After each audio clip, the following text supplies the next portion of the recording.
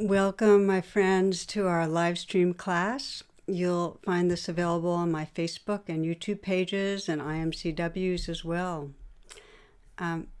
Wanted to begin by saying that for so many, these times are deeply disturbing, and you might find that your mind's been really agitated, busy, that your body's been tense, strong emotions coursing through. Many have described how they're not sleeping well.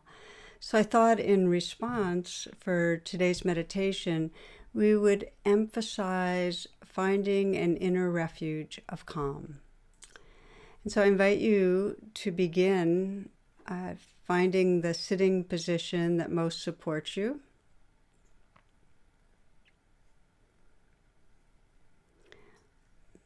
The most basic guidelines are sitting in a way that is relaxed and comfortable, but also allowing you to feel alert, awake.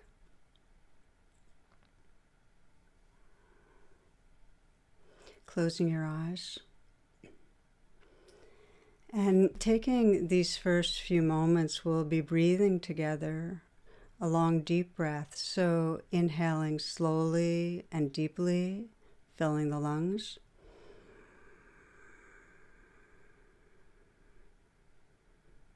And that slow out breath where you actually feel a letting go or releasing. And again, a nice full deep in-breath, filling the chest and the lungs.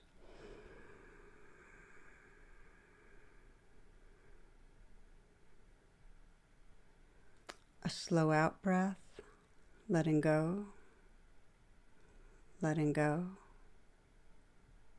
And again, inhaling deeply.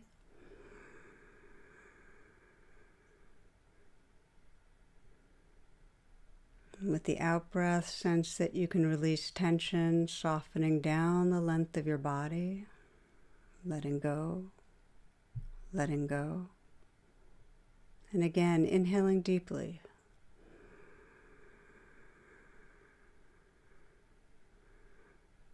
Slow, even out-breath, releasing, letting go.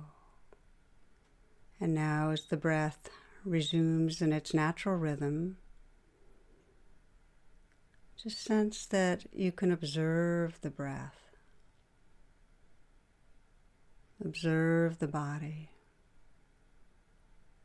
and sense a growing presence that's right here.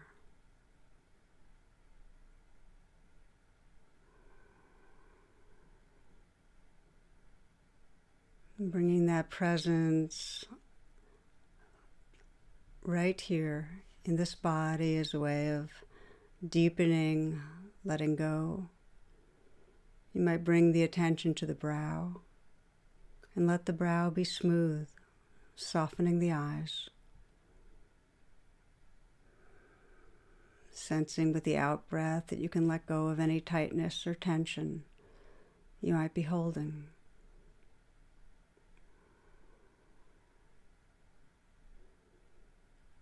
Letting the jaw be unhinged, slight smile at the lips. And feeling all the little micro muscles around the face softening, so that with each out-breath now, there's a sense of releasing tension in the face.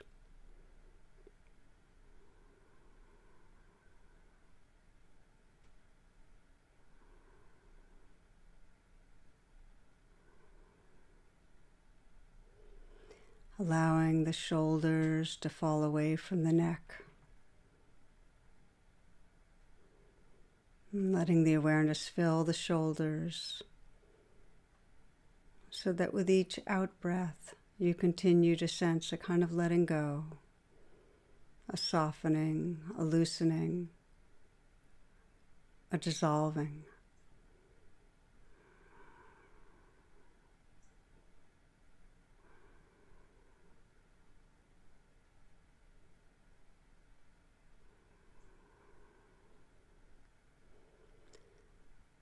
Let the hands rest in a very easy and effortless way.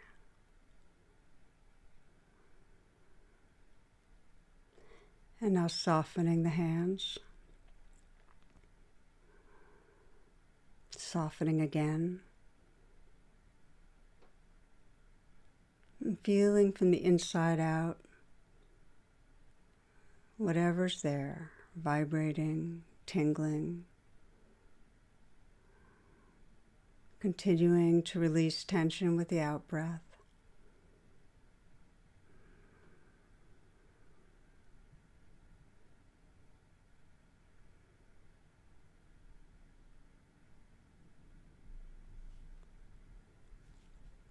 Let there be an openness to the chest. And as you continue to feel and breathe with what's here, sense that with the out-breath you can release any tightness or tension in the area of the heart.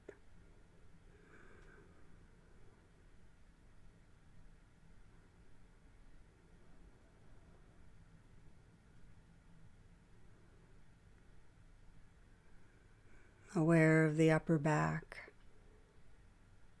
With the exhale, loosening, softening, relaxing.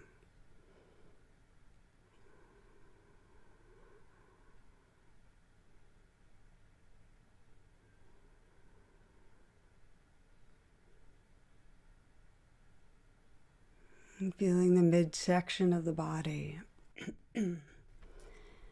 Letting this next breath be received in a softening belly.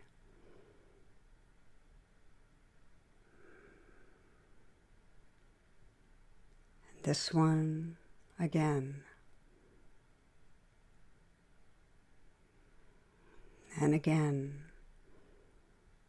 So that as you breathe, you can feel the belly softening, relaxing, opening.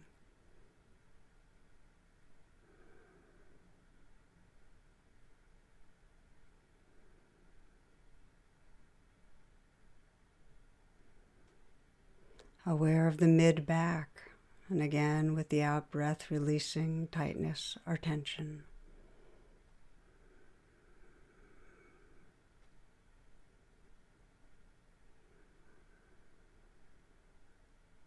And the lower back.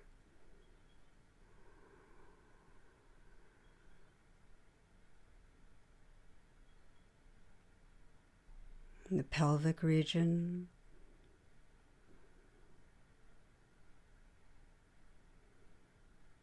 And relaxing down through the legs.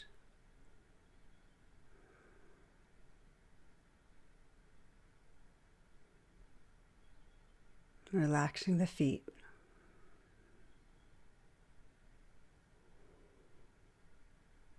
And so that if you widen the attention now, you can feel this whole body simultaneously as a field of sensation.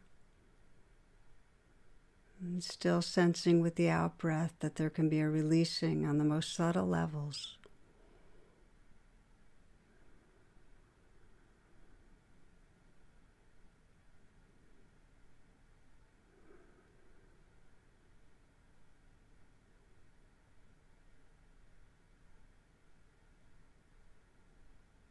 Resting in a relaxed, open presence.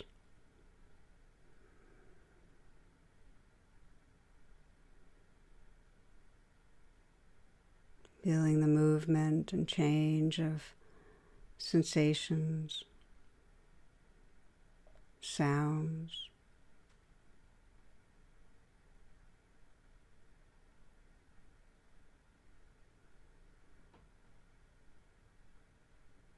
So you're listening to and feeling the moment.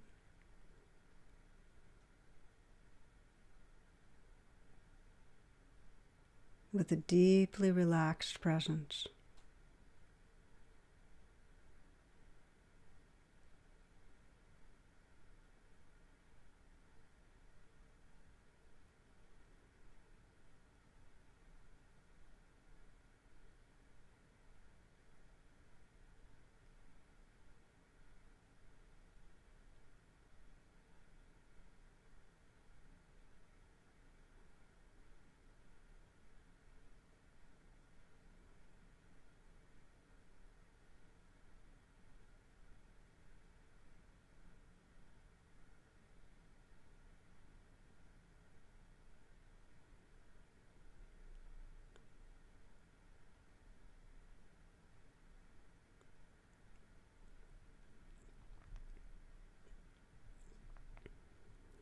You might find that this presence is more steady and stable if you let the attention rest in the foreground with the movement of the breath.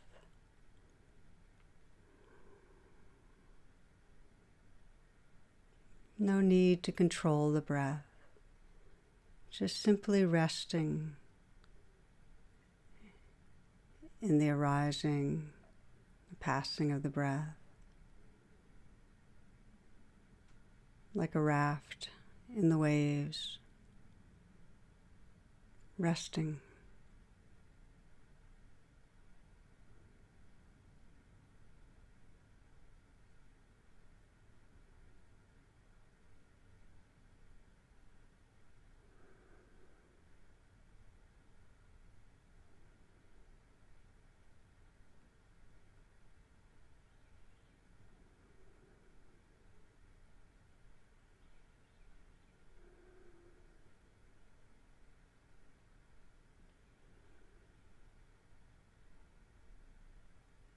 And when the attention naturally drifts off into thoughts of the future or the past, some mental commentary, when you notice that, gently open the attention back so that you're right here, listening to the sounds,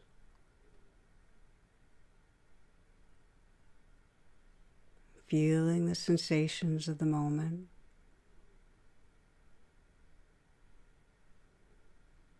And resting with the gentle movement of the breath.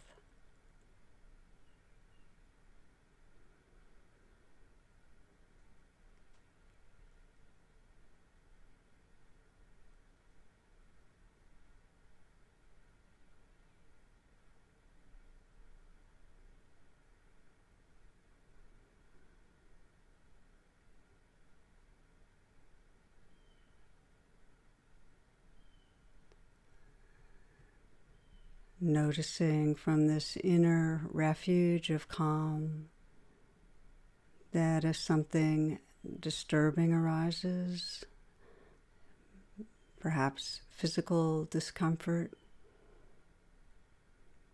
some strong emotion arises,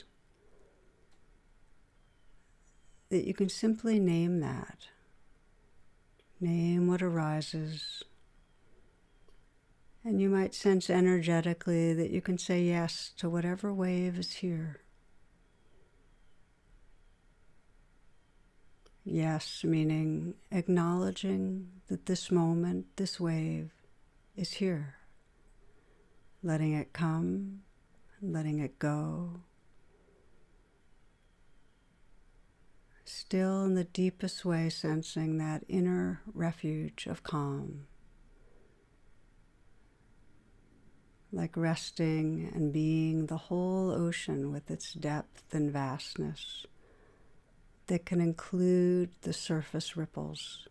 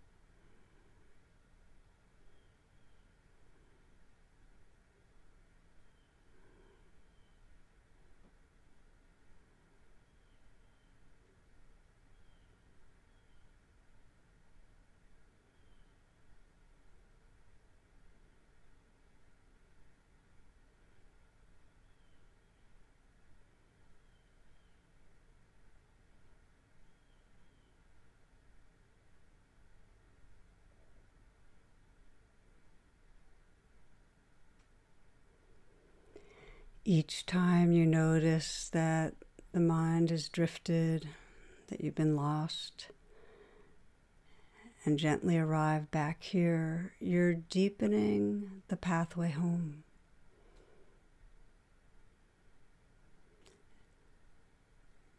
Sense the possibility of relaxing back home.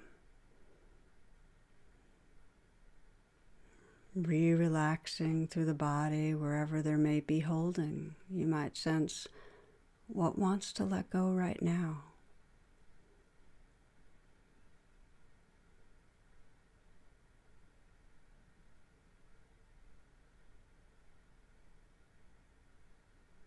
Relaxing the heart.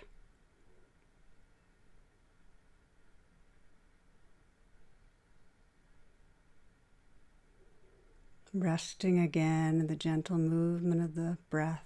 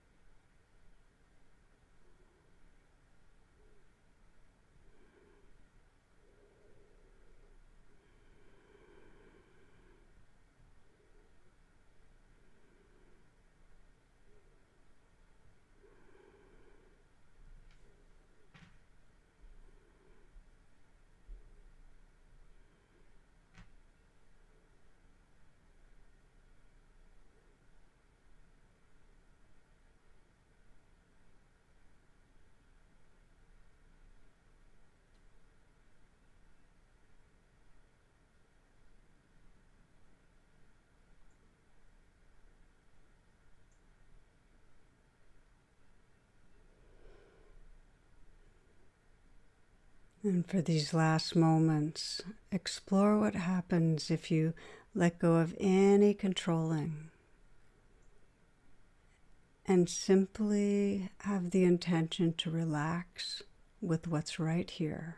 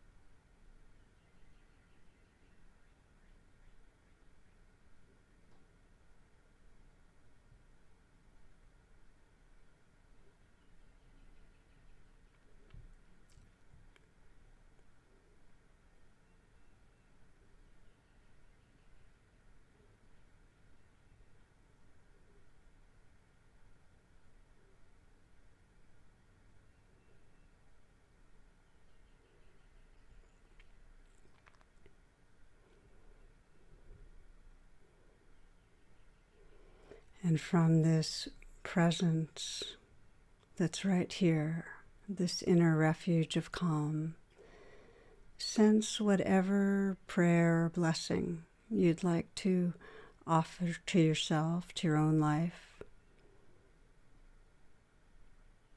And with kindness and care, just whisper that blessing to yourself.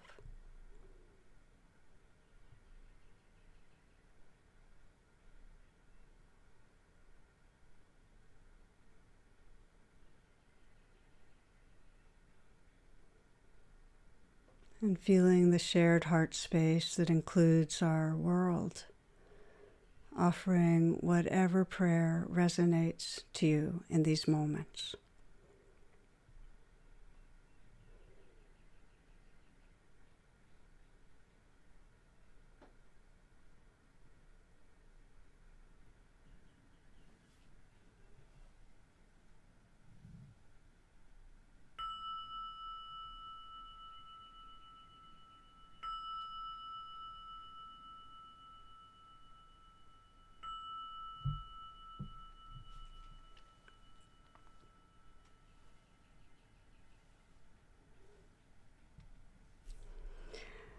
Okay, opening your eyes, and if you'd like to take a moment to move, to stand, to stretch, just listen to your body and do whatever serves. And as you might move around or have a sip of water, that's exactly what I will do for a moment.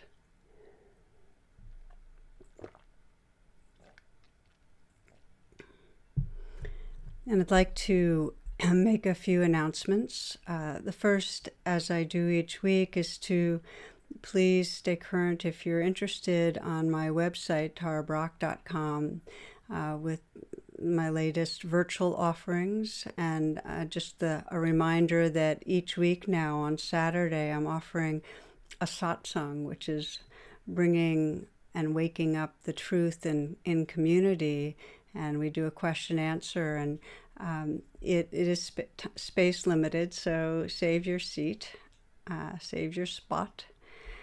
Also, please check out imcw.org for live stream offerings made available by our local DC teachers. And this week's Affinity online offerings are for singles, online offering for women, LGBTQIA, Asian, and family. These are the affinity offerings. Also want to remind you that we have a mindful movement class before this, and we have discussion groups about the talk afterwards, and that information is on Facebook. And the discussion groups will begin right after my talk ends.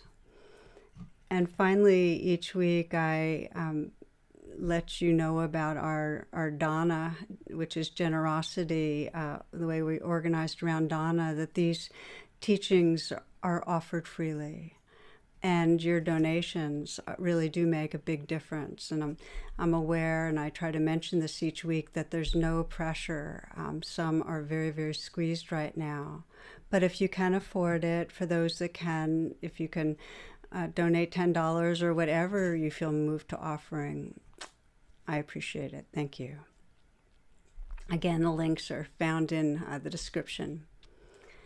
And finally, I like to do this each week because it just feels so wonderful to know how many of you are tapping in from all over the world. And it's right now from many states in the United States and from 45 countries around the world. And for the sake of planetary diversity, I'm hoping whoever wrote in from Mars is back with us again, because that really felt enlarging. So just to appreciate you all being here, and thank you so much for coming.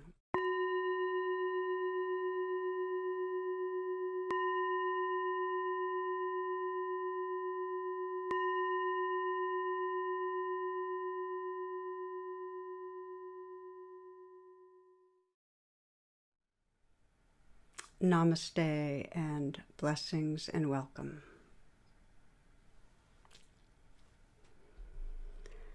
So it feels really very precious to be able to bring our hearts and awareness together and attend to what's going on within us in our world.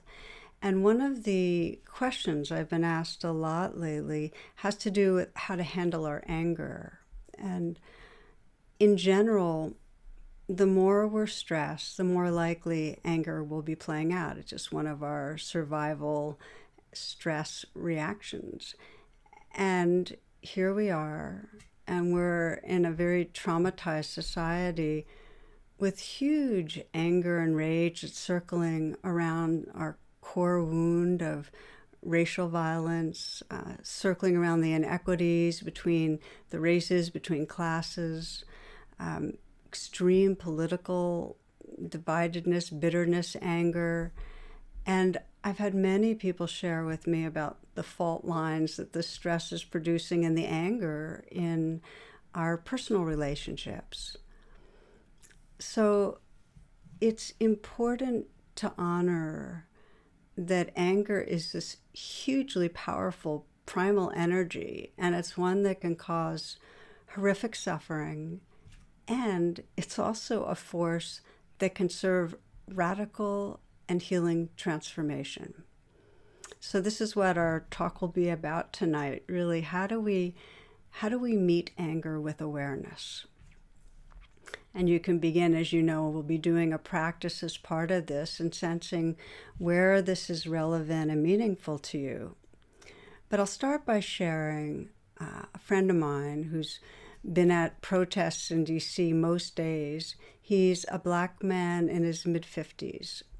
And he was telling me last week about how much he loves the energy of the young people that are showing up. And he told me their anger and outrage and injustice, their passion, their vitality.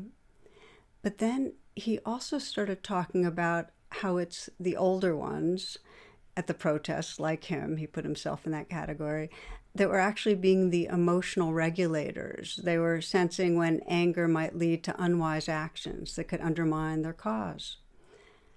And I was really struck by this image of the necessity and value of anger, just feeling that the passion of the younger people and of the elders with that wise awareness that in no way suppresses the anger, but it knows how to not get possessed or hijacked, how to guide the anger. You know, if we reflect, every social movement for justice, for freedom, it's been energized by anger. I mean, think of the Revolutionary War here and elsewhere, in the United States, France, elsewhere. Civil rights movement, the women's rights movement, gay rights movement. And in any relationship, it's often, I see this again and again, it's often not until anger's unearthed and mindfully processed that we're actually capable both of healthy boundaries and real intimacy. So we need to honor the enormous power of this energy to move us in ways that really are transformative. And we know the huge suffering when anger takes over. We know it, we can see it historically, you know, on a societal level, that it's really the force that drives the cycles of violence and all the horrors of wars. And we know in our personal lives, I mean, each of us probably can look back, and it probably is not ancient history, that when we're possessed, and I call this like a limbic hijack, when we get possessed by anger, it makes us small. It separates us from others, and for so many, it leads to destructive behaviors that not only hurt others, but they really hurt ourselves. In the deepest way, when we get possessed by anger, we're really cut off from our full humanness, our full spirit. So I really felt it would be valuable to reflect together, how do we navigate with awareness? And I'd like to name 3 principles up front, and then we'll unpack them. But the first one, as I've been kind of pointing to, is that, like all emotions, anger's intelligent. It's natural, it's necessary, and it's intelligent. I mean, its function is to let us know that there's been an obstacle to meeting a need, an important need. And it might be an obstacle to our feeling safe, our feeling loved or respected, an obstacle to justice. And anger lets us know about that, and then it moves us to act in some way to meet that unmet need, to resolve the problem. So that's principle one, that anger is necessary, it's intelligent, it's natural.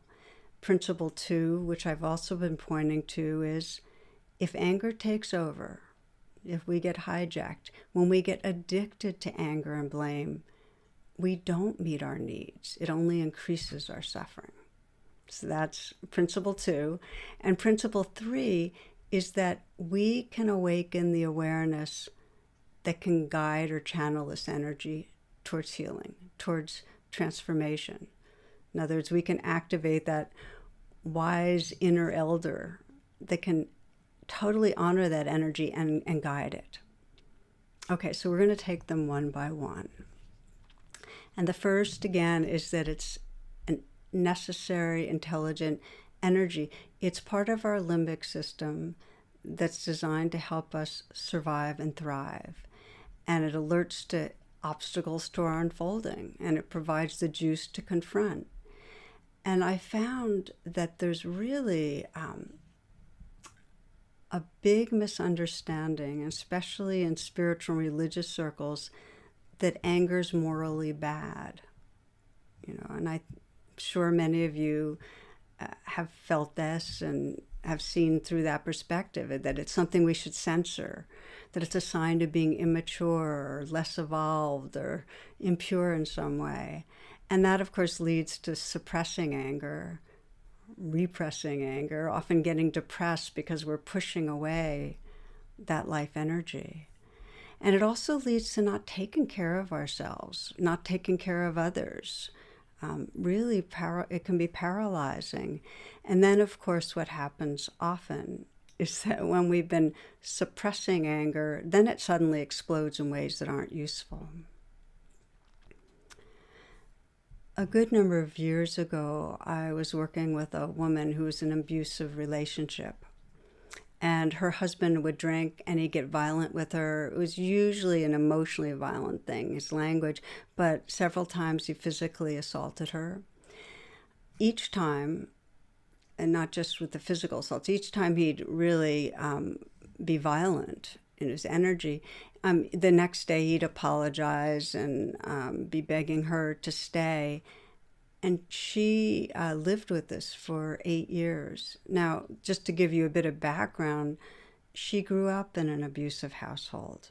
Her father drank, her father cheated on her mother, her father eventually left them. And like her mother, she was making excuses for her husband.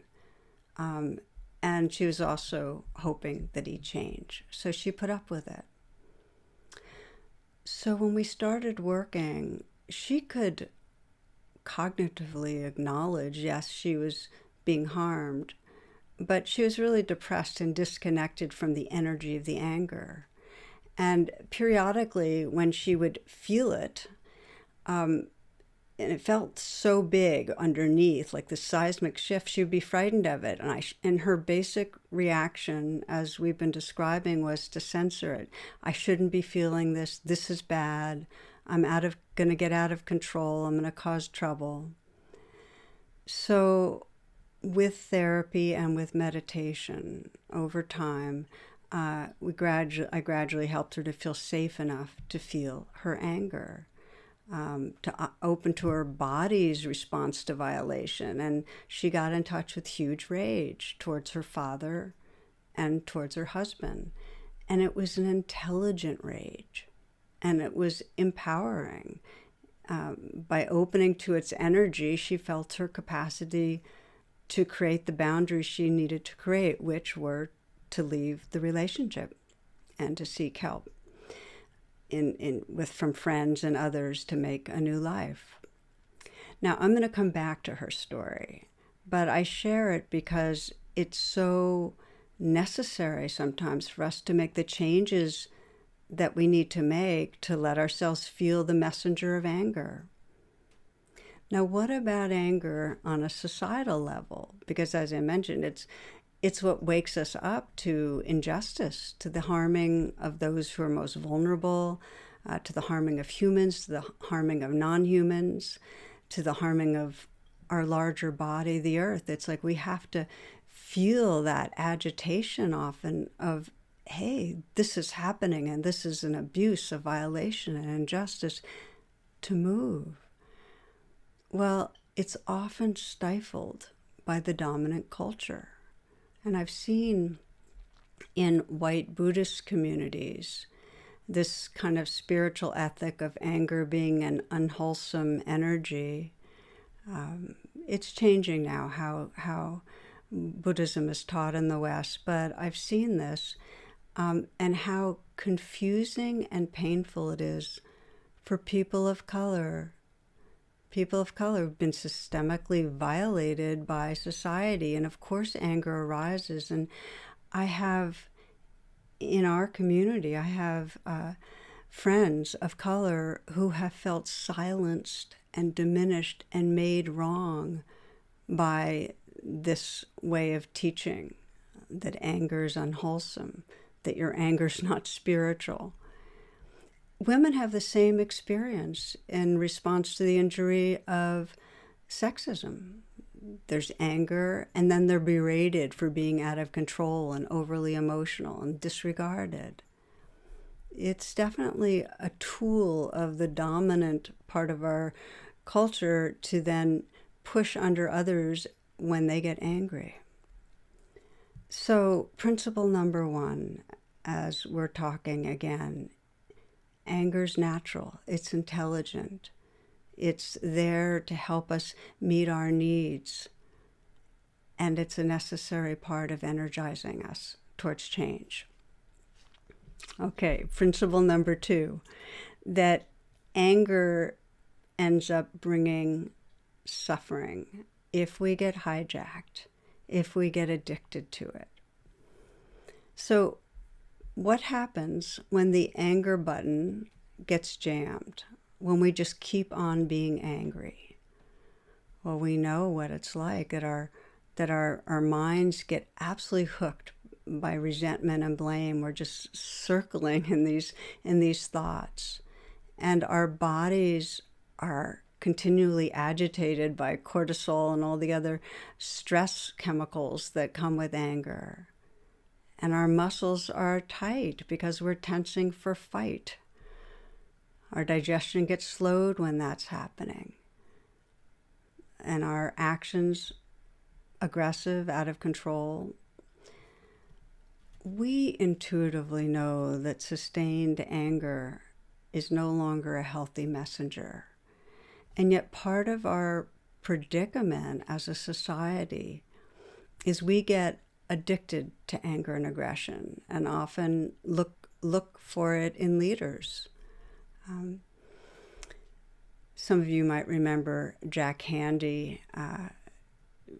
He puts it this way. He says, I can picture in my mind a world without war, a world without hate, and I can picture us attacking that world because they'd never expect it. We know the compelling force of anger, and on an individual level, when we get possessed, how addictive it is, how much we want to lash out. I'll give you another example, similar teaching as the above, and just to note, this is not from the Buddha. When you get angry, take a breath and count to 10. Throw a punch at 8. That catches them off balance. So forgive me, but just tossing in a few strange little things here. But who hasn't experienced how when we're angry, the last thing we want to do is count to 10, you know? The nature of anger when we're hijacked is to impel us to aggressive action, to remove the problem, remove the obstacle to our needs, and do it now. And that becomes a habit. So here's the thing. When we're hijacked, when we're possessed by anger, we actually act in ways that stop us from getting what we really want. So let's take that, let's slow down with that for a moment. When we act out of anger, when we're possessed, we actually don't meet our needs. So you might consider, by way of example, let's say anger takes over and we act out. You're angry with your adult child because they chose to spend the holidays with their partner's family and not with you. And then, so out of that upset and anger, you attack in some way. You blame or you make a passive-aggressive slight. Will that meet the underlying need you have for inclusion, to be special, to be cared about, to have understanding? It's like our anger actually pushes away others. It creates defensiveness or more aggression back towards us. We don't get what we're actually seeking, which is under anger so often that we're wanting care, that we're wanting understanding, or we're wanting respect. There's a saying, speak when you're angry, and you'll make the best speech you will ever regret. And we kind of know that, don't we? So anger-driven aggression doesn't meet our needs. Yet here's what's important to know, that we still get hooked on it. It's addictive. And how come? I mean, why is it addictive if it doesn't meet our needs, our deep needs? And the reason is because it gives us a temporary hit. It gives us a temporary biochemical, psychological hit in the form of false power, in the form of feeling inflated or elevated. It's not true empowerment, because we know it disappears with the next insult or rejection or misunderstanding, and then we're more hooked on more blame and more aggression. But it turns into a habitual substitute. And the more we're hooked on reacting with blame and anger, the more our sense of who we are solidifies. It becomes, we get identified as an angry self, a separate self, a victimized self, an aggrieved self. And you can see the same thing with a group, or let's say a nation, that's always responding with anger and blame. Then the identity becomes the entitled, aggrieved, bullying nation. And that may strike some familiar chords for some of us. Okay, so the principles again. 1 is that anger's natural and intelligent. 2 is that when we get hijacked and addicted by this limbic messenger, trouble. And maybe we'll pause here, and I'll just invite you, if you will, to check in, and let's see what you might find out about yourself in this. So you might close your eyes and come into presence. Take a few full breaths.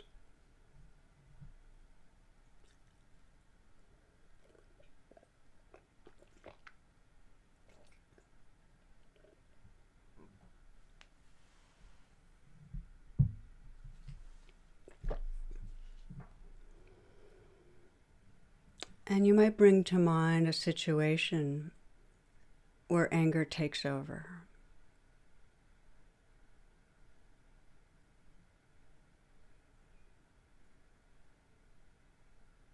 What's happened recently or not so recently when you felt that hijack, where you've been possessed, you've acted out.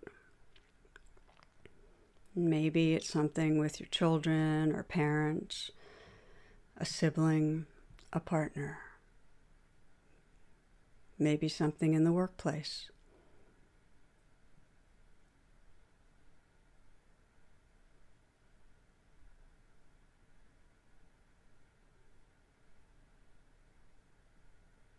And once you have a situation in mind, now's the time to be a witness. Witness with interest, kindness. And notice in these moments, do you have any access to a bigger picture, any real understanding of what might be going on for the other person?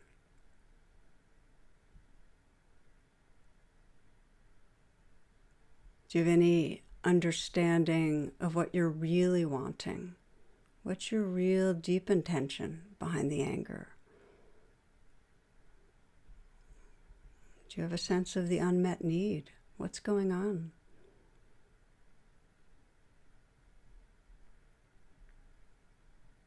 In this situation, do you get what you want? Does your anger work?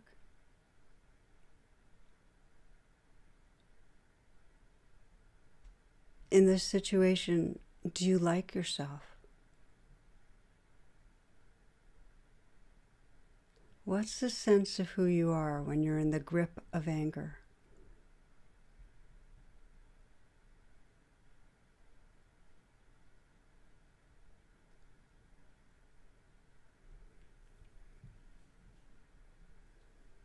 And again, you can trust that by witnessing with interest what happens, it actually gives you more of a understanding to begin to interrupt patterns, to begin to call on the inner wisdom that can support you.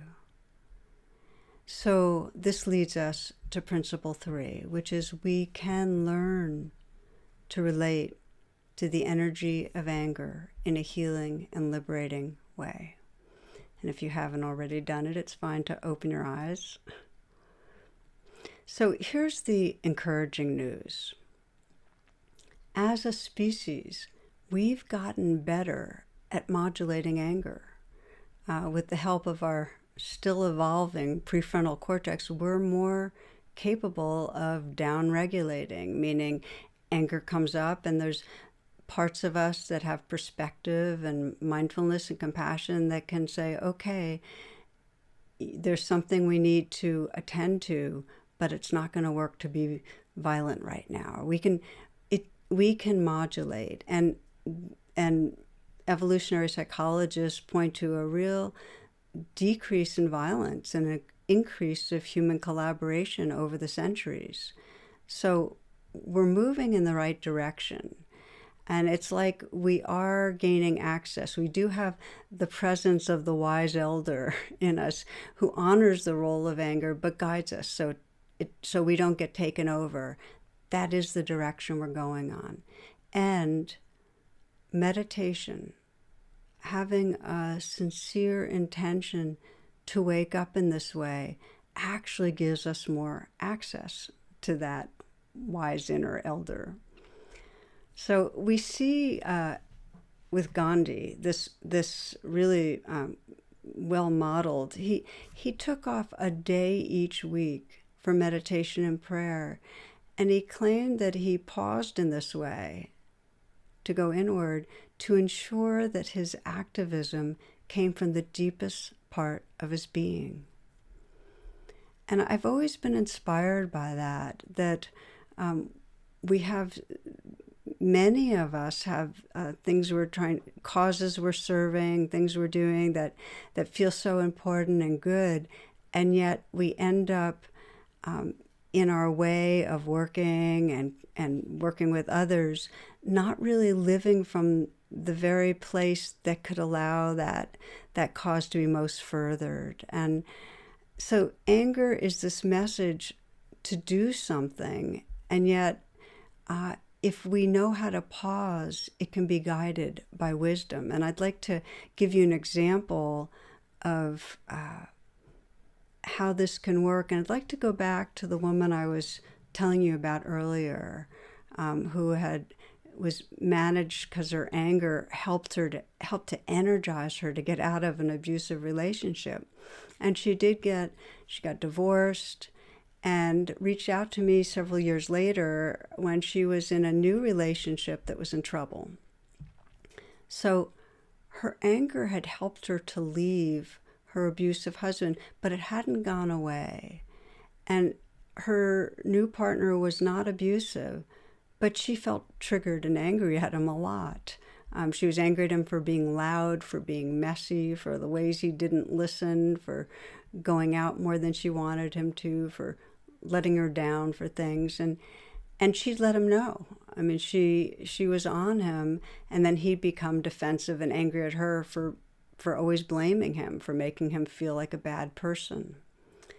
That was the situation. So we decided to revisit what was going on with her with rain.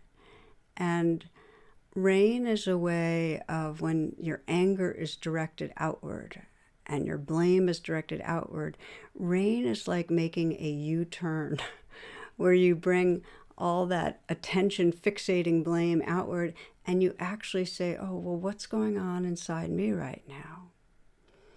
So for her, she recognized, okay, anger is going, I'm angry at him. And when she started investigating, allowed her anger to be there, that's the A of rain. For those that are listening, I'm so used to talking about it, I sometimes forget to just name the acronym. R is recognize what's going on. A is allow. And then she started investigating, that's the I of rain, the anger. And she found underneath the anger was hurt. And the hurt had a kind of belief to it that said, if you really cared about me, you wouldn't act this way. So this means you don't care. And when I invited her to really get in touch with that hurt, she felt very, very young. I said, how old do you feel? And she said, 4 years old. And I said, well, what's going on? What does it remind you of? And she said, I'm alone and nobody cares about me. Father's unsafe, violent. This wasn't her language, but that was the feeling. And mother powerless, preoccupied. And she got in touch under that anger with a huge grief. And so that's when we could turn to the nurturing, which is the N of rain. And we asked that grieving place in her that nobody cared about what it needed. And as you can imagine, the nurturing it needed was to feel in some way seen and held and not left alone. This is the unmet need that was driving the anger, asking for attention. So her way of nurturing was to kind of, in a way, call on what she imagined to be the most wonderful, loving mother of the universe, that feminine energy, and just feel it like washing in her to her and hearing the message, I'm here, I care, I'm not leaving you. And so she spent a lot of time in her meditation with both hands on her heart and imagining that energy from the Divine Mother saying, I'm here, I care, I'm not leaving you. And that helped her when we worked together. She could feel, and this is after the rain, which is the crucial part of the practice, because that's when you start sensing who you really are. She could sense that loving presence was really who she was. And she had to practice many rounds. She would get angry and blame outward, and because rain's never a one shot, and then do that U-turn and pay attention to what's going on and come into that place of feeling that hurting, not cared for, and then again, I'm here, I care, I'm not leaving you. But over time, she found that she was more and more. That was a real healing process, and she did talk to her partner, shared more of her past and how come she was getting triggered, and that was a very vulnerable thing to do, but it brought them closer because she wasn't blaming him, so he could actually be paying attention to her needs more and join her in trying to take care. Let me share with you one of the phrases that has impacted me hugely, and that is, vengeance is a lazy form of grief. vengeance, that acting out. It's a lazy form of grief. And it's a lazy form of fear. It means we haven't attended to the grief or the fear, but instead we've just lashed out. And so it becomes really important to have that inner elder that says, okay, come back. Let's attend to the needs inside first. And touch into, under that anger and blame, that the pain of loss is so often there. And under that's the need for love and connection. So if we can offer that inwardly, then we can be empowered in our relationships to speak our truths, to make requests, to set boundaries, to act for change. But it's coming from a more whole sense of our being. Final part. Many of you listening may be wondering, okay, but what about the anger felt towards public figures, towards societal groups? What about when I'm caught in blaming and really feeling dislike, hatred, aggression towards others? They become the enemy other. So I want to speak to this because it feels so important for our own and our society's healing.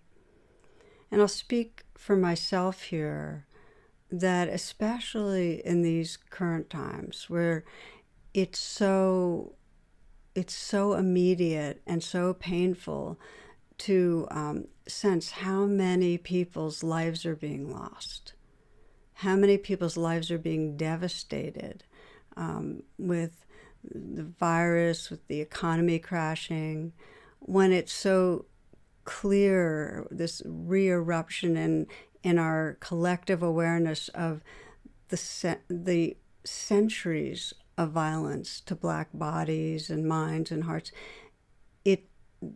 Every time I hear the news, and it in some way reminds me of the immediacy of all this kind of suffering, I have that triggering that leads to blaming those I feel are causing harm, perpetuating harm. So this is what happens.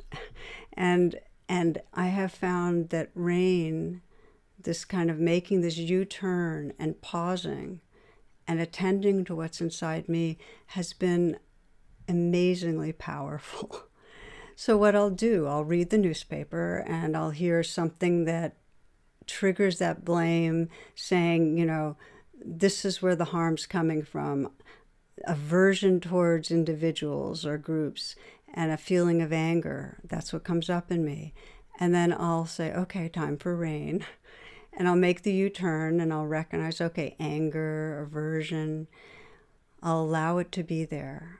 And I want to just pause here and say, it's really important to allow the anger to be there, to not try to push it away, to not try to figure it out or be compassionate or do anything, but just let it be there. It's also important to let it be there, but at some point get out of the stories of the blame, because you will not be able to investigate what's inside you if you keep running in the mind what's wrong with someone else. Staying in blame towards another absolutely blocks us from being able to do the investigating and the healing work inside. So I will notice the stories of blame, I'll allow the anger to be there, but then I'll start investigating what's going on in my body, what's going on in my heart when this is going on. And what I'll get in touch with under the blame and anger and under the aversion is a feeling of fear and a feeling of powerlessness. I'm not able to stop this from happening.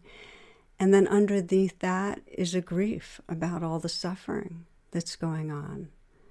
And right in the heart of that grief is care. I want others to be safe. I want them to be taken care of. I want justice.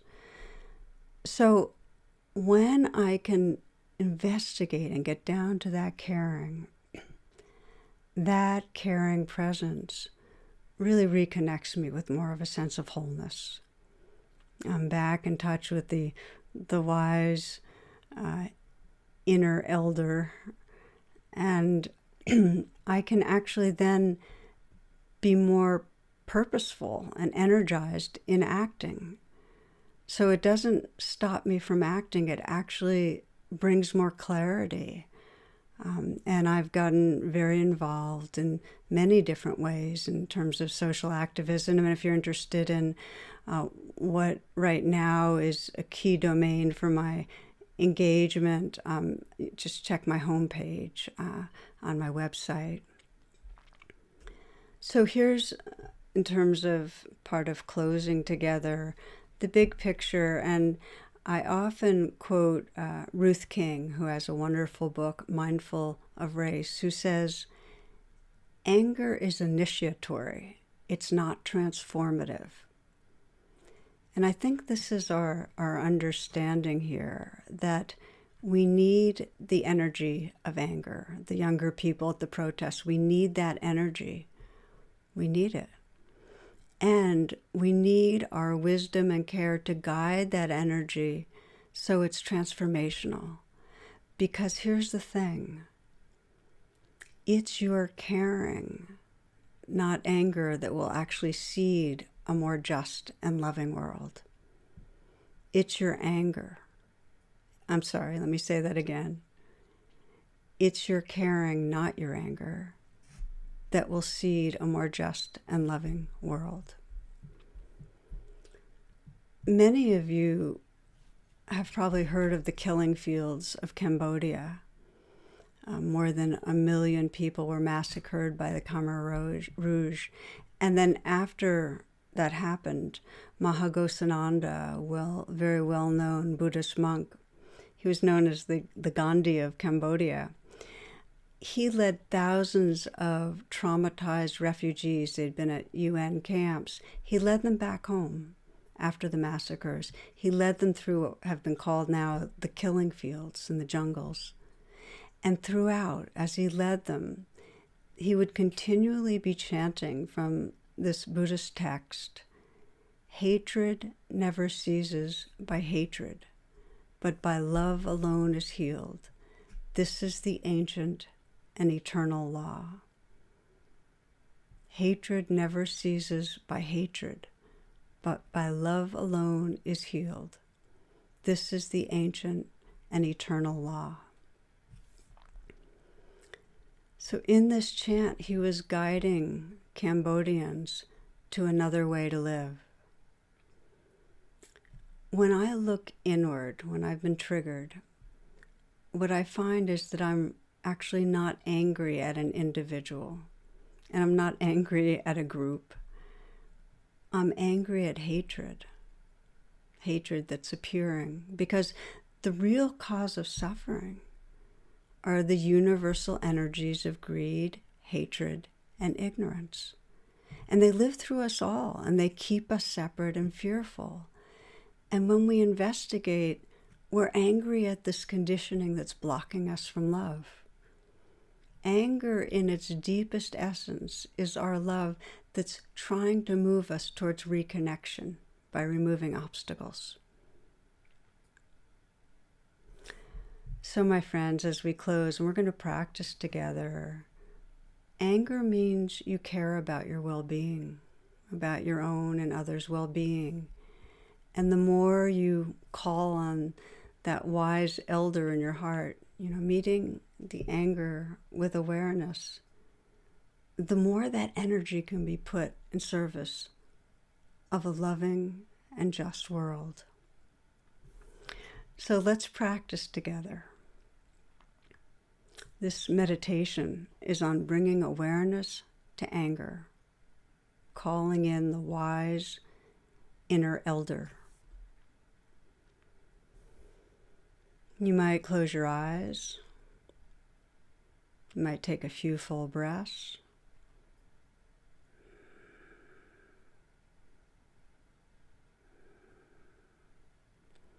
I invite you to bring to mind a person or a group that triggers your anger. A person or a group that's become in some way the other, the enemy other, the bad other. It could be in your personal life, could be more societal wide.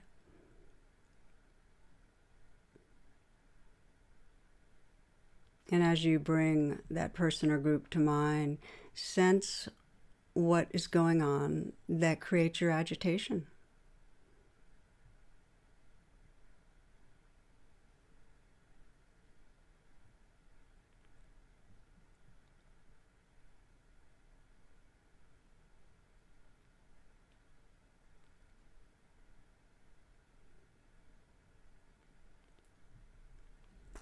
Now consciously calling on awareness so that you're bearing witness. We begin rain, the R of rain. Recognize the strongest emotion in you. Maybe anger, blame, hatred, aversion.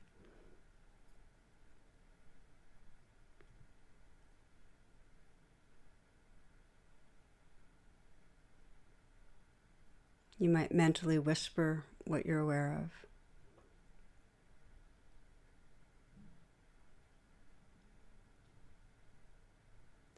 The A of rain is to allow it to be there. You might just say, this belongs. It's like a wave in the ocean. It's natural.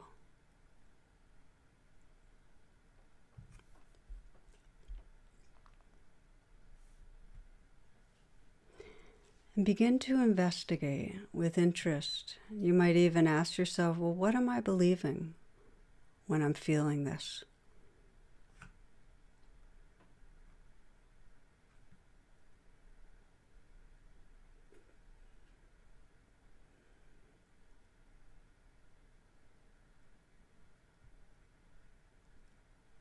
And then sense under the storyline, where do I feel this in my body? And feel it. Let the feeling of the anger, the hatred, be as big as it is. And to help you get in touch, you may let your facial expression show that, and your posture. For some people, making a fist, tightening their jaw. Keeping the image or the sense of who and what you're angry at there. And then feeling into your body, feeling the physical feelings, the emotion. Let it be as big as it is.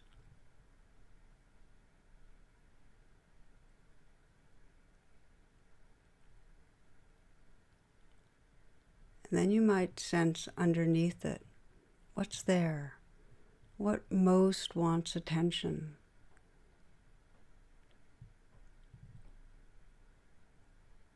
You know, if you couldn't be caught in this anger, what would you have to feel that's underneath it, that's painful? Is it fear? Is it hurt? Is it powerlessness?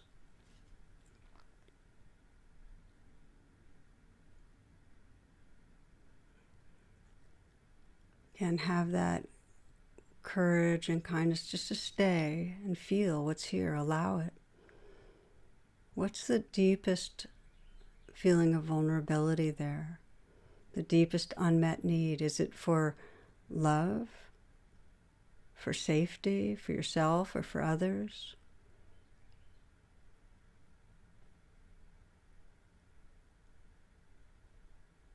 What does this anger really want to get you?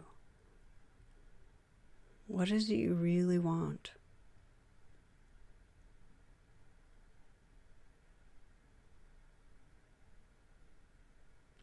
This can lead to nurturing. So sense, does this vulnerable place want to be understood?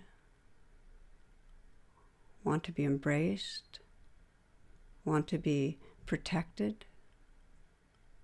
want love, want compassion.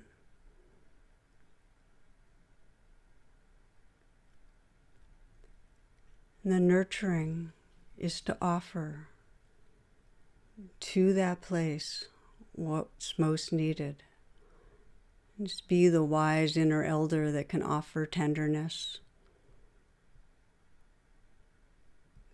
can offer that loving embrace, can offer compassion.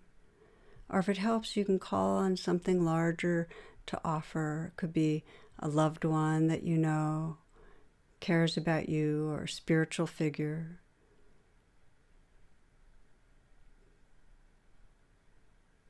To bring a nurturing presence to that unmet need.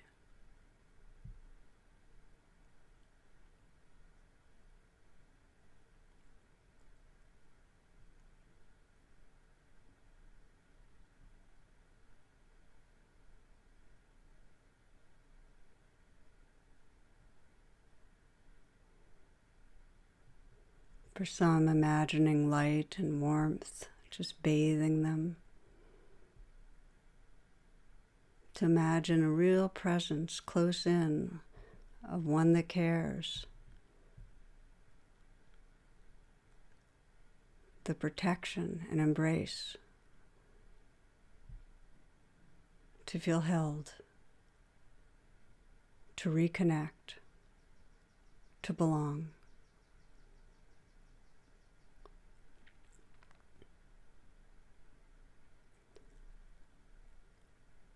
And then for these last few moments of the meditation, just sense the quality of presence that's here. Whatever has shifted, whatever's opened. You might sense where you started from, possessed, angry, feeling a victim, feeling a small self, to really this presence and care and wisdom. And you might look through the eyes of your inner elder and scan the situation that you're in. Scan the situation that triggers you.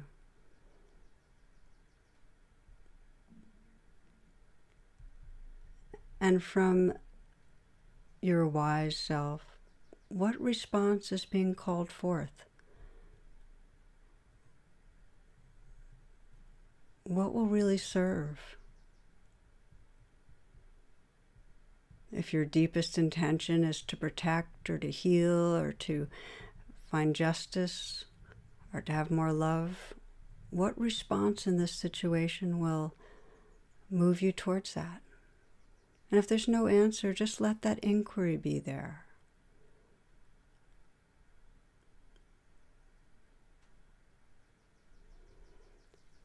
And finally, sense that you are part of many others right now, reflecting with courage and presence on this powerful energy that lives through us.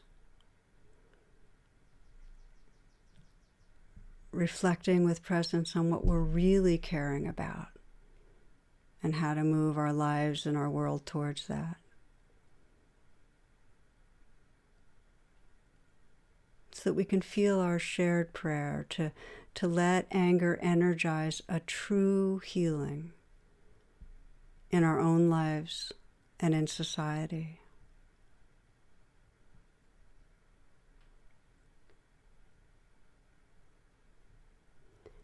Hatred never ceases by hatred, but by love alone is healed. This is the ancient and eternal law.